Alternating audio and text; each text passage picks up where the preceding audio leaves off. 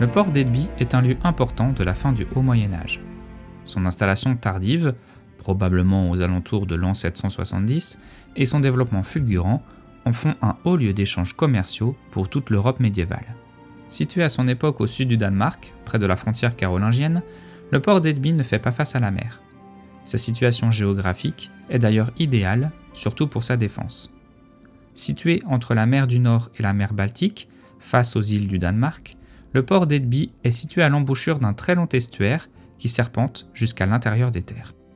La ville et son port sont alors protégés par un rempart de terre de 5 à 10 mètres de hauteur.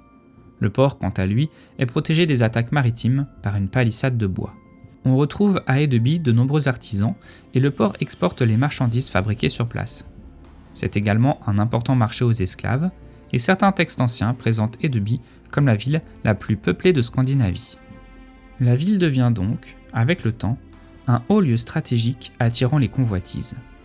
Edeby est attaquée de nombreuses fois, comme l'atteste l'une des pierres runiques retrouvées à proximité et datant du Xe siècle, évoquant la mémoire d'un dénommé Éric, capitaine et guerrier, tombé lors d'un siège de la ville. Cependant, Edeby cesse d'exister au XIe siècle, probablement suite à l'attaque du roi norvégien Harald Sigurdsson, alors en guerre contre le danois Svein Ulfsson. La ville est pillée et réduite en cendres. Nous sommes en 1050. Edeby est toujours un port de grande importance où les biens et les richesses s'échangent chaque jour avec frénésie. Cependant, de nombreuses voiles sont repérées en approche du port. Il s'agit vraisemblablement d'une escadre de marchands. Un petit groupe de guerriers est détaché sur le port par Sigurd Knudsson, chef du comptoir d'Edeby, mais à quelques brassées des pontons, la supercherie est détectée. Il ne s'agit nullement de marchands, mais de troupes norvégiennes dirigées par Harald Hardrada en personne, venues piller les richesses de la ville. Partout dans la ville, des groupes de défenseurs se rassemblent pour faire face aux Norvégiens. Ces groupes, assez légers, sont rapides et maniables. Ils prennent rapidement le contrôle des grands axes pour contrer la menace. Les troupes de Harald débarquent.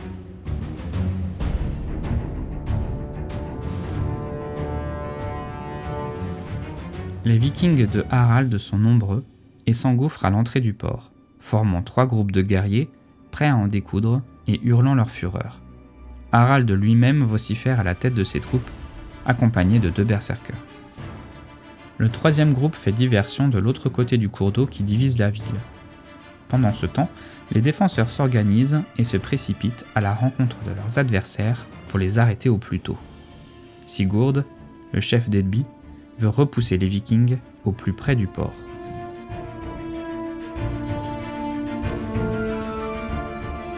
Alors que les pilleurs continuent d'affluer sur le port, les archers d'Edeby prennent position en haut d'une tour, tandis que les guerriers commencent à former une première ligne de défense aux portes de la ville, protégeant ainsi richesses et civils de la folie d'Harald Hardrada et de ses troupes. En position au sommet d'une tour, les archers sont prêts à recevoir les premiers vikings qui s'approchent dangereusement. Ces derniers, tel un raz de marée, déferlent entre les premières ruines fumantes du port, motivés par le son du corps de guerre qui les accompagne. Leur force principale se trouve sur la rive gauche du cours d'eau, mais les guerriers, lourdement équipés, semblent piétiner et leur progression est rendue difficile par la largeur des pontons. Si aucun homme ne tombe à la mer, le temps perdu risque de jouer en leur défaveur, d'autant plus que les archers ennemis, en hauteur, constituent désormais une menace non négligeable.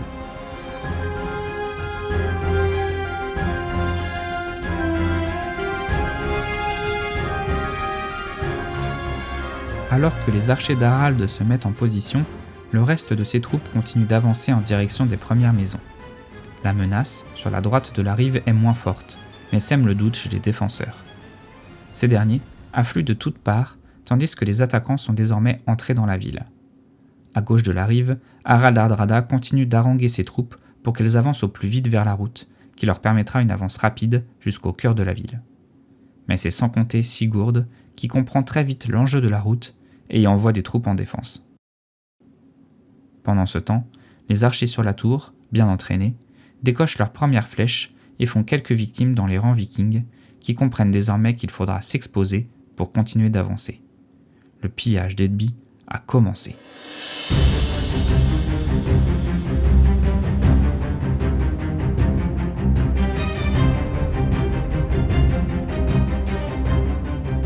Les défenseurs, menés par Sigurd, se sont dispersés devant les Vikings norvégiens pour essayer de stopper net leur avancée dans la ville.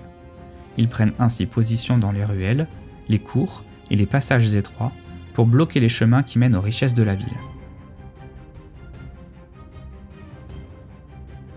En face, les Vikings, qui ont franchi les premières barrières et entrent dans les premières cours des chaumières, chargent les défenseurs pour essayer de forcer un passage vers le cœur de la ville. D'autres encore récupèrent des torches pour forcer les défenseurs, barricadés dans les maisons, à sortir. Cependant, les flèches continuent de pleuvoir sur les assaillants qui doivent temporiser en se mettant à l'abri. Sigurd, quant à lui, se jette dans la mêlée pour défendre férocement le port d'Edby dont il a la charge. Des combats violents s'engagent sous les hurlements des pilleurs, plus motivés que jamais. De leur côté, les défenseurs sur la rive droite profitent d'être en supériorité numérique pour prendre des torches. Leur intention est claire, aller brûler les dracars pour couper toute retraite à Harald et ses hommes. Les archers norvégiens, en position, tirent sur les défenseurs mais en éliminent un seul, tandis que le corps à corps engagé sur la route tourne à l'avantage des attaquants. Au cœur du village, Sigurd continue son combat, tandis que les troupes d'Harald récupèrent du butin.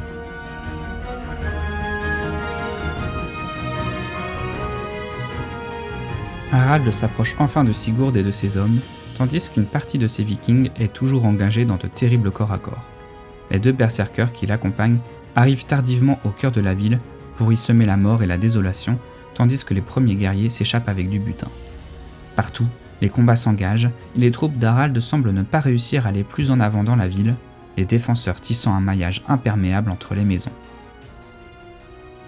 Sur le port, les Norvégiens font demi-tour pour protéger les bateaux des défenseurs qui arrivent rapidement, torche en main, vers les voilures. Dans la ville, les premiers bâtiments brûlent et les archers d'Edby, terriblement efficaces, fauchent un pilleur qui s'écroule au sol avec tous ses butins.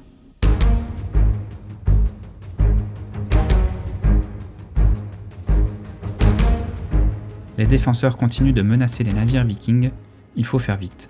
Les archers norvégiens se positionnent eux aussi en hauteur pour couvrir l'inévitable retraite d'Harald. Ces guerriers, aux prises avec les défenseurs, ne semblent pas se rendre compte que l'attaque est un échec. Harald lui-même hésite à continuer l'assaut, mais c'est trop tard.